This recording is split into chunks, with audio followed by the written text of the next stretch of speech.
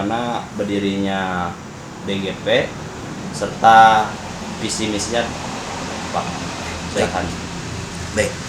Jadi berdirinya BGP ini memang punya sejarah, punya histori, dan itu muncul gagasan itu dari para inisiator itu tahun 2021 ya. Tapi declare kita itu tanggal 3 Juli 2022 kemarin memang. Itu pada saat bagaimana dari para inisiator itu ya dengan ide dan gagasannya yang muncul sehingga pas waktunya itu di tanggal 3 Juli kemarin. Jadi memang kita ini baru seumur jagung lah, kurang lebih seperti itu. Baik, kalau mengenai visi misi ya. Sesuai namanya barangkali Bintang Galuh Pakuan, kita punya visi ini mewujudkan masyarakat Tatar Galuh yang berkonsep madani dan dinamis gitu. Nah, kenapa barangkali kita lebih fokus ke Tatar Galuhnya gitu. Sekali lagi ini juga bukan tidak ada sejarah berkaitan dengan nama Bintang Galuh Pakuan gitu. Kalaupun pada asolahnya ini dalam kehidupan berbangsa dan bernegara gitu. Kita tidak asobiah tentunya ya, tidak hanya Ciamis dan Tatar Galuh, tidak seperti itu. Nah, kemudian salah satu misi Bintang Galuh Pakuan ini barangkali kalau kita jabarkan semua mungkin tidak bisa dalam forum seperti ini, tapi paling tidak ini yang dua dari misi kita ini yang mudah-mudahan merepresentasikan dan bisa dipahami gitu ya, terutama mungkin dari masyarakat Tatar Galuh di Ciamis ini. Yang pertama ini bahwa kita menginginkan ini membentuk SDM yang berkualitas, dalam pengertian SDM seluruh stakeholder gitu ya, yang berkualitas, berwawasan ilmiah dan kompetitif. Karena memang titik kritisnya di situ sesungguhnya.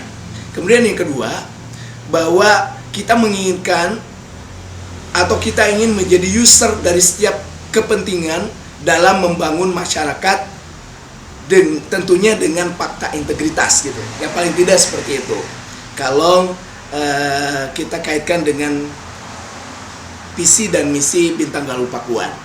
Nah, selanjutnya memang kita punya nilai juga ya.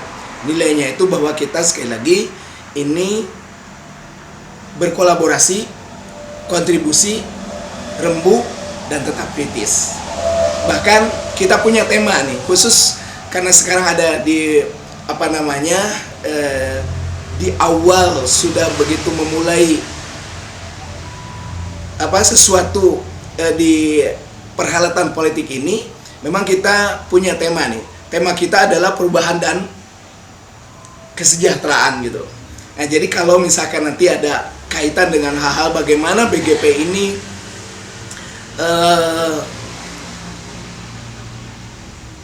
menjadikan Pak Anies relevan gitu ya, sehingga layak kami populerkan dan tingkatkan elektabilitasnya gitu. Nah, karena memang kita punya tema ini perubahan dan kesejahteraan.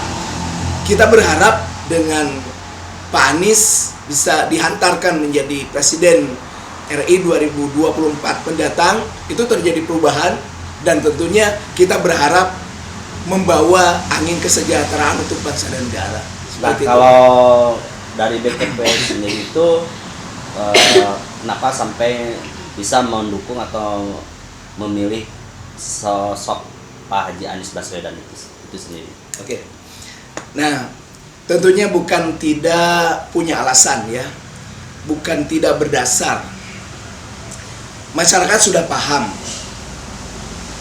apa yang terjadi pada Profesor Dr. Haji Anies Rashid Baswedan itu dari sisi kecerdasan, dari sisi keberhasilan dalam membangun. Kalaupun tentu bagi para rivalnya itu ditutup-tutupi gitu ya, bahkan bisa jadi dianggap omong kosong gitu. Tapi kami meyakini ya, di BGP meyakini para pengurus dan anggotanya itu adalah memang seperti itu ya, dari keberhasilan, dari kecerdasan dan hal yang lain juga dari performa menurut kami di BGP layak gitu seorang Pak Anies Rashid Baswedan untuk kita hantarkan menjadi pemimpin bangsa ini. Kemudian yang kedua, kita tidak bermaksud menyalahkan keadaan tentunya, karena itu menjadi tanggung jawab kita bersama. Ya, kalau kita melihat di kondisi hari ini yang terjadi gitu, nah itu tidak membuat kami merasa gitu ya, terhantarkan, terrepresentasikan dari aspirasi-aspirasi kami gitu. Tentu dalam konteks kehidupan berbangsa dan bernegara. Contoh kecil barangkali kita tidak kita tidak bermaksud mengatakan bagaimana Pak Presiden yang sekarang yang sedang menjabat itu terlalu jauh. Tapi bagaimana aspirasi kami bisa diterima paling tidak di lingkungan kami yang melalui wakil-wakil kami, karena kami juga berpikir bahwa itu menjadi bagian dari yang terjadi sekarang gitu. Nah, karena muncul dari kebijakan dan hal yang lain. Karena juga kami merasa dan kami memang sangat meyakini bahwa kami ini adalah menjadi objek kebijakan dari politik gitu.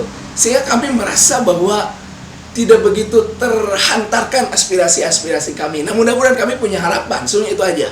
Kami punya harapan terhadap Pak Anies gitu. Kita ingin populerkan, kita ingin tingkatkan elektabilitasnya melalui kita sebagai relawan, karena kita tidak mengetahui kan urusan-urusan yang di atas beliau mengusungnya siapa dan sebagainya, itu bukan urusan kita, bukan ranah kita sebagai relawan. Tapi kita sebagai relawan yang punya harapan seperti itu menginginkan Pak Anies bisa populer. Setelah populer mudah-mudahan bisa dilirik gitu ya, dan bisa